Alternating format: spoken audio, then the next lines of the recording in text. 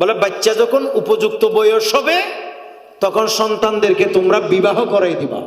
বাচ্চাদের উপযুক্ত বয়স মানে 40-42 হইলে এবার সুন্দর করে কি করে দিবা, নমাতের কি করে দিবা, কত বছর, 40-42 বছর, ঠিক কিনা? ঠিক কর। একবারে 80 বছর তোকে লাড়ি ধরাই দিও, বিয়া নকরাই।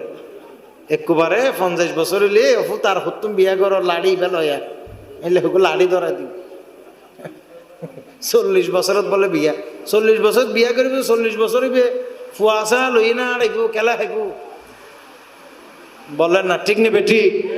বাচ্চাদেরকে উপযুক্ত বয়স, যেই বয়সে তার জীবন আছে, যৌবন আছে, যে বয়সে বুঝ জ্ঞান আছে, যেই বয়সে ভালো মন্দ বুঝে, সেই বয়সে বাচ্চাদেরকে কি করাই দাও, বিয়ে করাই দাও।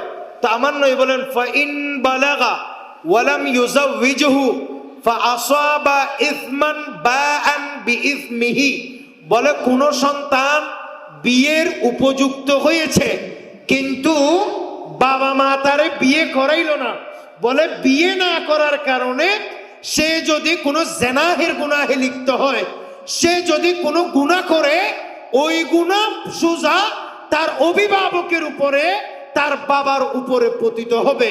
একটু জোরে বলুন না নাউজুবিল্লাহ, আরো জোরে বলেন।